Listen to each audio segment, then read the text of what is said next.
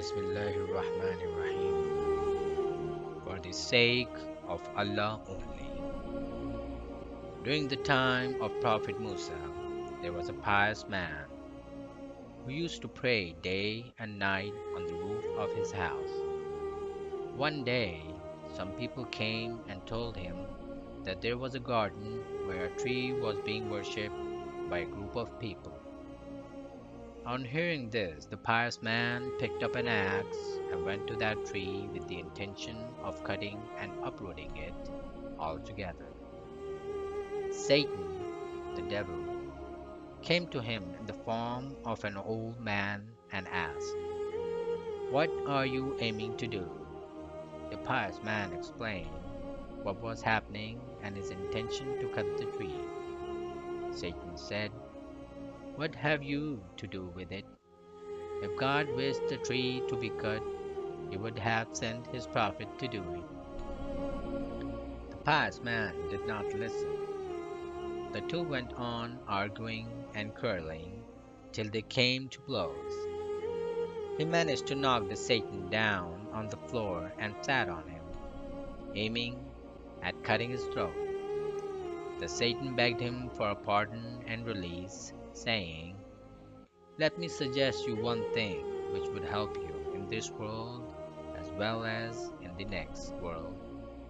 I shall pay you 2 dinars every day. You can pay partly to the poor and partly spend for your own self. Leave this tree uncut till God commanded whether it was right or wrong to cut it." The pious man was misled by the Satan. He thought the suggestion was right and returned home.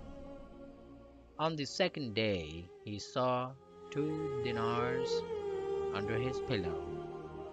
He was delighted with the money and spent some after the poor.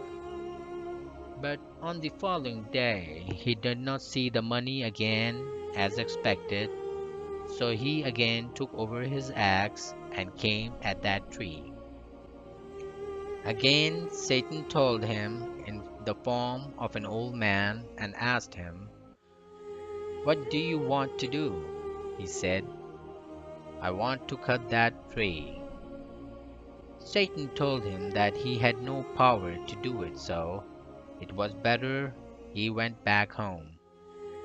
He did not agree, and again they fought.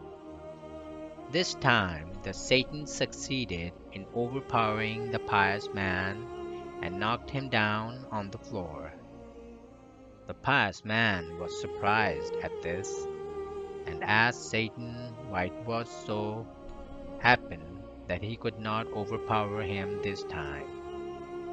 The Satan replied, "Whoever does a good deed purely for the pleasure of God, no one can face him. But if he does it with an aim of worldly gain, then he loses strength and stands to fail."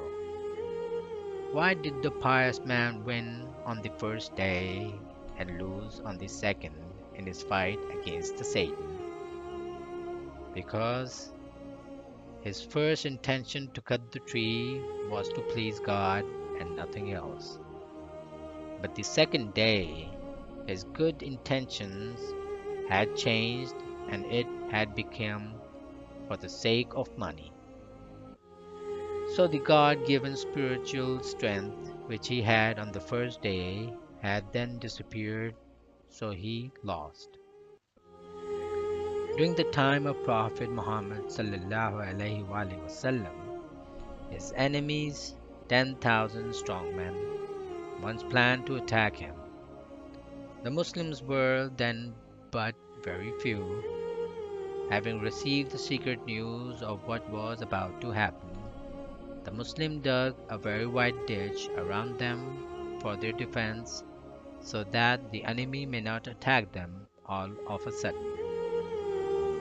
From the enemy's side, a warrior named Amr bin Abdewad, who was very famous for his strength, courage, and art of fighting, landed in the midst of these Muslims by jumping over the ditch.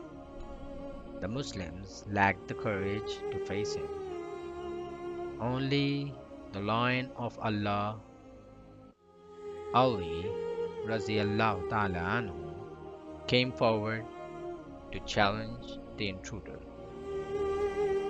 Both drew their swords and were soon locked in a fierce duel to death against each other. At last, Allah bestowed victory to Ali, who threw Amr down on the ground and mounted on his chest, ready to kill the arch enemy of Islam. But before Ali could do this, Amr spat on his face. Everybody around was certain that as a result of this insult, Amr would meet his death even faster still. But instead, Ali moved from Amr's chest and walked away. People around were too surprised to see why he left loose such a dangerous enemy after overpowering him. Amr attacked again, and after a short while, Ali again got control over him, and this time he killed the enemy of Islam.